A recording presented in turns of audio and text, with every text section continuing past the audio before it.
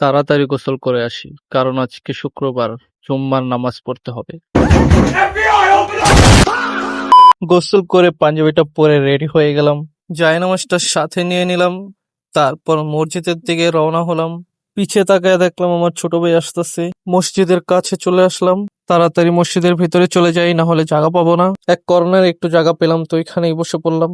আমাদের এলাকার মুসল্লি মাশাআল্লাহ অনেক বেশি, হয়তো আমাদের মসজিদটা এখন অনেক ছোট হয়ে গেছে, বাট এখন আমাদের মসজিদটা বড় করার কথাবার্তা চলতেছে। কয়েক মাসের ভিতরে কাজ চালু হয়ে যাবে ইনশাআল্লাহ। তো নামাজ শেষ করে বের হওয়ার পর আমার ফ্রেন্ড আমাকে বলতেছে ওরা নাকি একটা দোকান ভাড়া নিচ্ছে, তো এখানে মিলাদ পড়াবে, তো এখন ওদের সাথে আমাকে যেতে হবে। সবার কে বা কে আছে, হুজুরে বা কে আছে?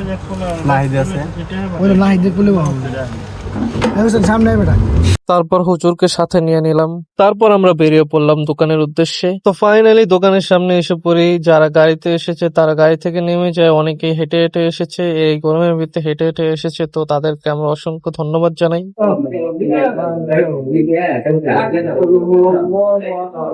তো মোনাজাত শেষ করে সবাইকে জিলাপি দেওয়া হচ্ছে।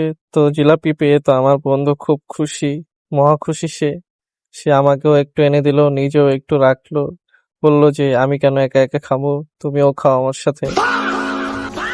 তারপর গাড়িতে বসে পড়লাম, ব্লু স্টোর চলে আসলাম। গুগলে সার্চ করলে তোমরা পেয়ে যাবে ব্লু স্টোর। দোকানের সামনে একটু টাইম পাস করে সবাই সবার বাসায় চলে যায়, তারপরে আমিও একা একা বাসার দিকে চলে যাই।